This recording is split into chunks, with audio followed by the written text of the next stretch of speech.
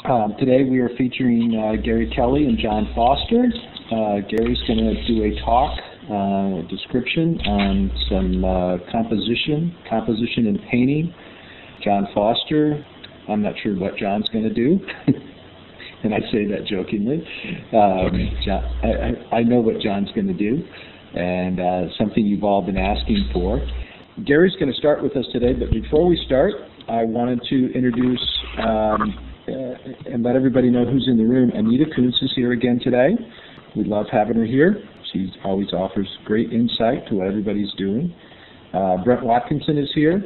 Myself, I'm John. Terry Brown is here again today. And I'd like to tell everybody that we have a couple of guests here today. One of them is Gregory Manchess. With that, I'll say everybody give Gary Kelley a round of applause and say, welcome, Gary. We're going to talk about composition, like John said, process, and mine will be more the traditional method, the old school way, where I draw and redraw on tracing paper and build an image that way, and then transfer it to canvas or paper, pastel or paint, and start to lay down color. All right. I haven't seen these yet. John picked these out. John and Brent picked these out, but they're pretty good. I like a lot of them. Some of them. We tried to get 50, but we could only get 27. Yeah, so, that's all I've done. I've only done 27 pieces in my life. But we could have gotten 2,700. I work really slow. Yeah, I'm not like Manchess that way. You know, that guy's he's all about quantity, I think. Anyway, these are, what you see on the screen is a series of paintings I did for a gallery in Iowa City, not far from where I live here. And I picked a theme, and when I approach a show like this, I do it in a similar way as I approach illustration. I'll pick a theme and give myself an assignment. And in this case, I went with the muses from mythology. And as you can read, this is an oil on canvas. It's probably 30 by 40 inches. And I'm happy to say somebody actually bought it. But what I'm looking for, and we'll see a lot more of it as we scroll through these, but I'm looking for positive and negative space for shapes and colors, value shifts and movement. I want to move your eye around a piece, but so much of it is really intuitive. I don't like to analyze what I'm doing too much when I get to the painting stage. Let's see the next image, John. I studied graphic design and painting, and it took me about 3 semesters of painting, but I did eventually realize that what my favorite professor was trying to tell me was that a painting really depends on shapes, on positive, negative space, on color, on composition. It depends on that as much as it does about content. Content is important, obviously. I'll always be a content-oriented guy, narrative pictures, but at the same time, shapes have kind of taken over. And as you can see here, the table is out of perspective, the still life's out of perspective. I've decided to play off my shadows as shape-oriented things here. The stripes are basically a device.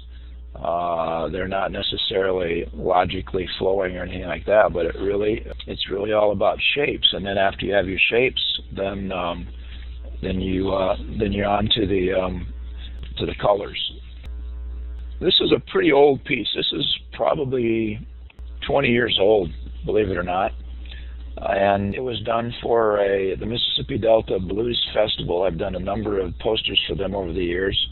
Pro bono work, which is a good way to get experience and get your work out in front of a lot of people.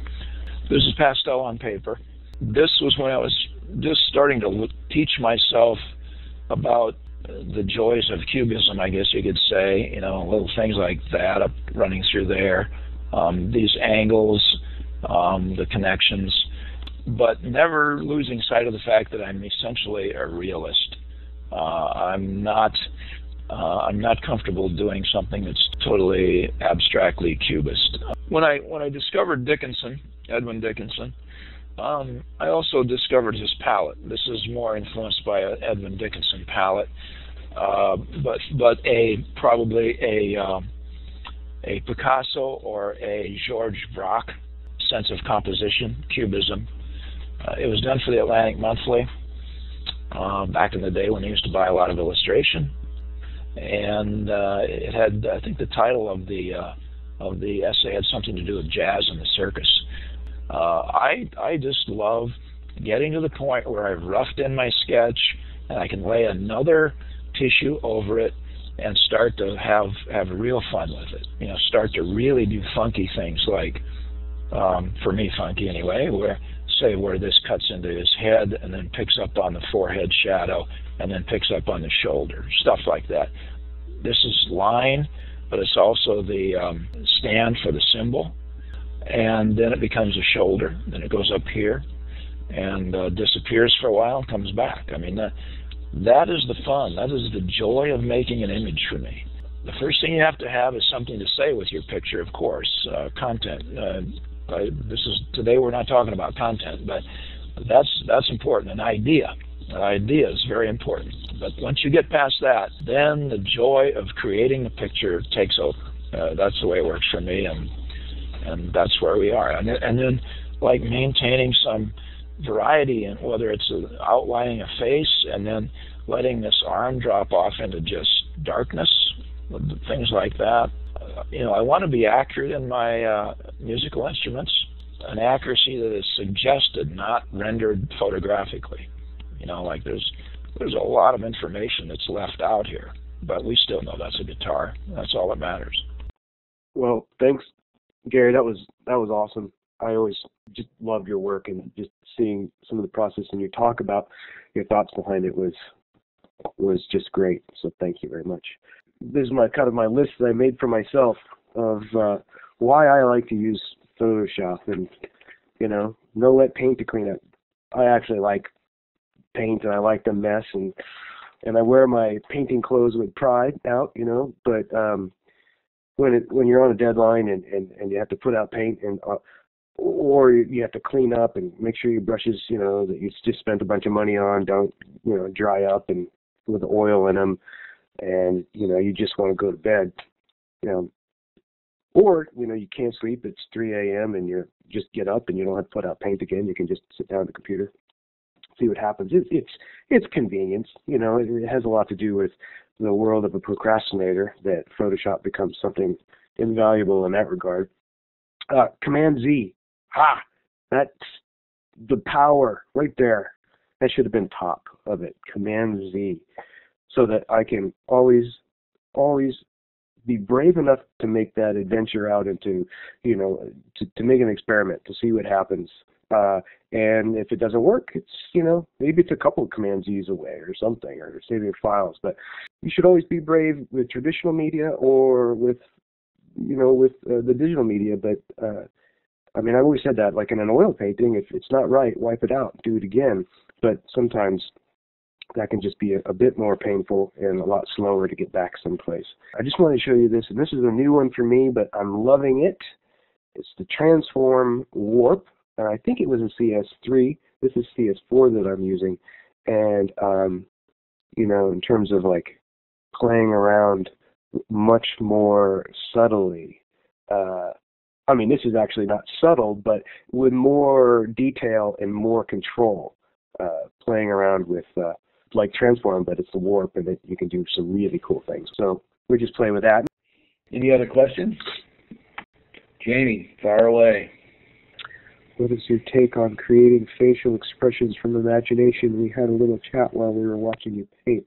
I think creating it from your imagination is great, but where is your imagination coming from? Where is it getting its fuel? Is all the faces you've seen, all the faces you've drawn, all the faces you've drawn well, all the faces you've drawn bad. What's a good shape on a face and for this kind of character, and what doesn't work, and etc. So I love to draw faces from imagination, but it's not just my imagination.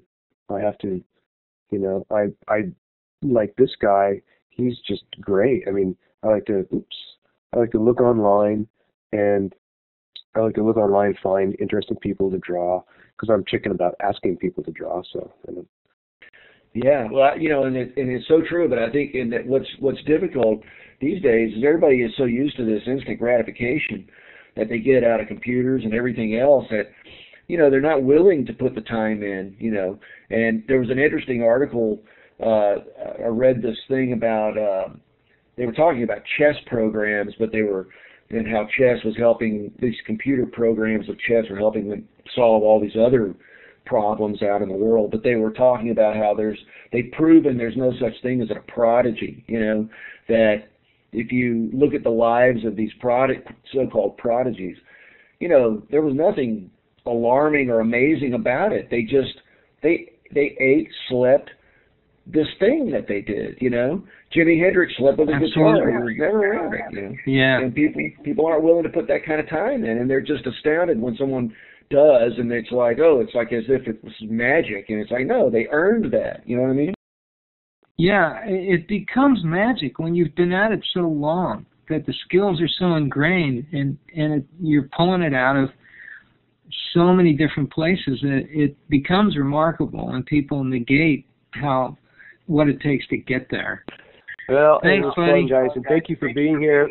George, thank you. I'm sure Scooter, thank you. Lars, thank you. Greg, thank you, everybody, whoever I'm missing, for hanging out and participating.